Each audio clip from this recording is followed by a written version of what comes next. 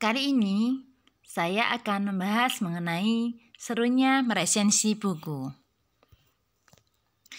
Perkenalkan, saya Yeti Islamawati, seorang guru, penulis, dan editor. Saat ini saya mengajar di MTSN 6 Sleman. Ayo menulis resensi. Sebetulnya, resensi itu seperti apa sih? Sudah menjadi bawaan manusia untuk bercerita apa yang telah dilakukan, dibaca, serta dirasakannya.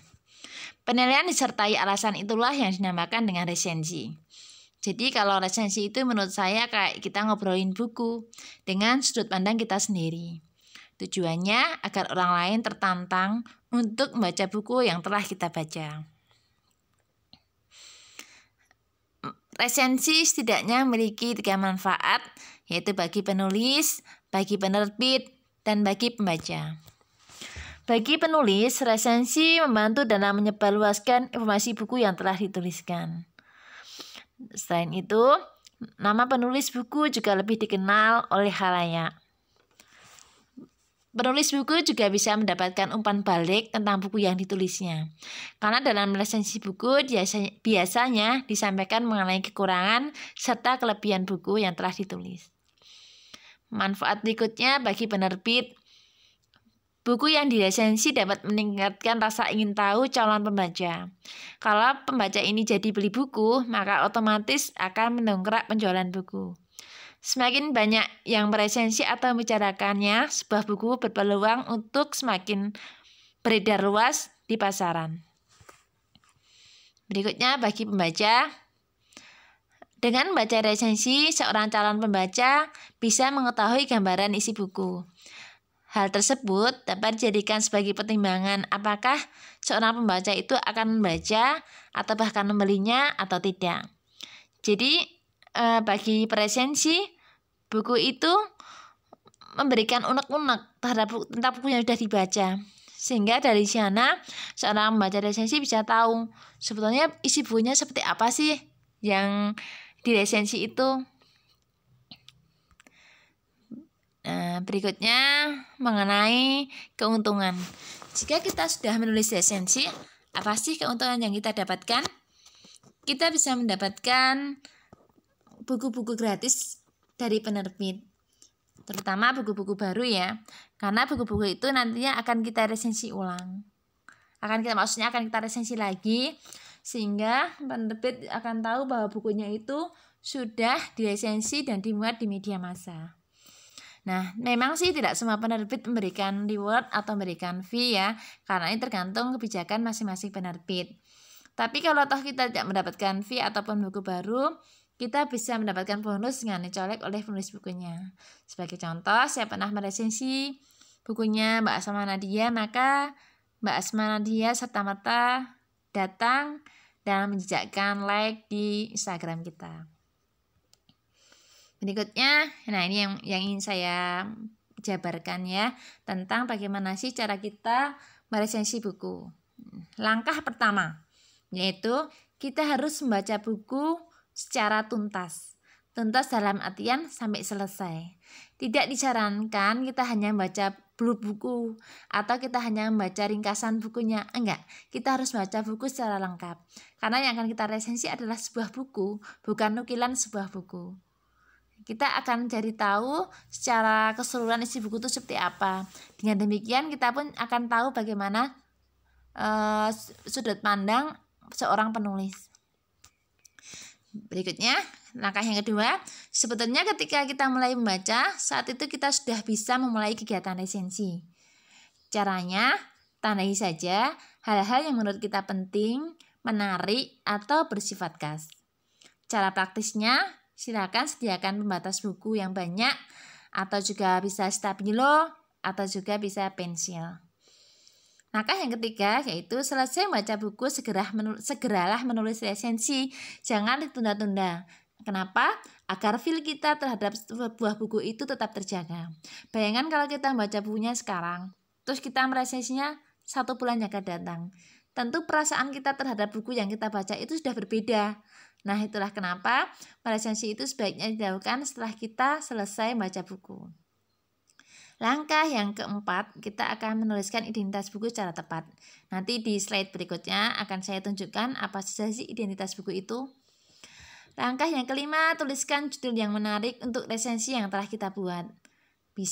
Sebetulnya judul ini bisa kita tuliskan juga di awal kita nulis. Ini mana suka penulis resensi saja, bebas. Nah, kenapa sebuah judul buku harus menarik? Salah satu alasannya adalah agar tulisan kita itu dilirik oleh redaktur. Kalau tulisan kita itu dilirik oleh redaktur, ada kemungkinan karya kita akan dimuat di koran yang dia menjadi redakturnya. Jadi ini salah satu tips ya agar tulisan kita itu menjadi, kenapa sih kok tulisan kita itu harus dimuat gitu. Nah, salah satunya kita bisa mainkan trik di sini, judul yang menarik. Tentu saja judul yang menarik diikuti dengan resensi yang baik. Jangan hanya judulnya yang bombastis tapi isi resensinya tidak bagus, itu juga tidak baik. Langkah berikutnya yaitu endapkan selama beberapa saat, kemudian suntinglah. Kenapa kita perlu mengendapkan beberapa saat? Karena ketika kita selesai menulis, biasanya kita nggak begitu menyadari tentang adanya salah ketik ataupun kalimat-kalimat yang kurang pas dalam tulisan yang telah kita tulis. Untuk itu kita perlu memberikan waktu sebentar gitu agar ada jeda dan kita bisa lebih objektif terhadap tulisan-tulisan kita. Nah, usahakan ketika kita mengirimkan tulisan ke koran jangan sampai ada saltik. Usahakan pula kalimat-kalimat kita sudah tuntas, sudah selesai, jangan ngambang. Dan kita bayangkan pembaca kita itu akan nyaman baca tulisan-tulisan kita. Langkah berikutnya yaitu publikasikan resensi yang telah kita tulis agar bermanfaat bagi siapapun yang membaca. Kita bisa mempublikasikan di media sosial atau di blog, atau kita juga mengirimkan ke media massa. Langkah berikutnya ini terkait dengan ketika kita mengirimkan ke media massa ya. Hal yang harus kita ingat adalah bahwa yang menulis dan mengirimkan resensi itu bukan hanya kita, tapi ada banyak orang yang melakukannya. Sehingga kita harus bersabar untuk menunggu kabar pemuatan. Kewajiban kita sebagai penulis hanya pada tahap menulis, menyunting, kemudian mengirimkan. Untuk dimuat atau tidaknya itu menjadi hak prerogatif seorang redaktur. Jadi kita tidak berhak untuk memaksa. Berikutnya tips meresensi. Yang pertama, kita perlu menuliskan kapan kita menulis resensi di catatan khusus untuk melacak tulisan kita. Kenapa? Karena jangka waktu antara pengiriman dan pemuatan masing-masing koran itu berbeda. Koran Jakarta misalnya hanya sekitar 5 hari. Adapun koran Kabar Madura bisa lebih dari 1 bulan. Berikutnya, tidak semua koran itu memberi kabar pemuatan. Jadi kita sebagai penulis harus proaktif mencari informasi tentang keberadaan tulisan kita. Apakah dimuat ataukah tidak? Kalau dimuat kapan? Dan kita juga perlu mengarsip, mendokumentasikan tentang koran yang memuat resensi kita. Ini bisa kita gunakan untuk klaim kepada penerbit. Selain itu juga bisa menjadi arsip kita. Dan berikutnya bisa kita posting di sosial media. Berikutnya, ketika kita menulis satu resensi, jangan dikirim untuk berbagai macam koran. Jadi satu resensi kirimkan ke satu koran. Kalau misalnya sudah nunggu lama tidak dimuat, kita bisa mencabut baru mengirimkan ke koran lain. Tujuannya adalah agar tidak double pemuatan. Kalau double pemuatan bisa di backlist oleh penerbit. Oleh redaktur. Dan itu akan merugikan diri kita sendiri karena kita nggak bisa ngirim lagi. Gitu. Berikutnya, usahakan buku yang kita resensi itu belum pernah dimuat di koran yang kita tuju. Tujuannya biar lebih ada peluang untuk dimuat di koran yang kita tuju. Demikian tadi tipsnya. Berikutnya ini, unsur-unsur resensi buku. Jadi apa saja sih yang harus ada pada resensi buku? Yang pertama judul resensi, yang kedua identitas buku, yang ketiga isi resensi itu sendiri. Di sini termasuk juga di sini sinopsis atau rangkuman buku yang kita baca. Termasuk ada kelebihan, ada kekurangan dari buku itu. Dalam menulis kekurangan buku tidak boleh menjatuhkan penulis. Kita harus menuliskan secara berimbang gitu. Berikutnya identitas resensi bisa kita gunakan nama kita, terus instansi kita, atau juga kita bisa membawa nama misalnya komunitas, yaitu Islamawati anggota Forum Lingkar Pena Yogyakarta gitu, atau yaitu Islamawati guru MTSN 6 Sleman. Nah, demikian tadi harus ada dalam resensi buku.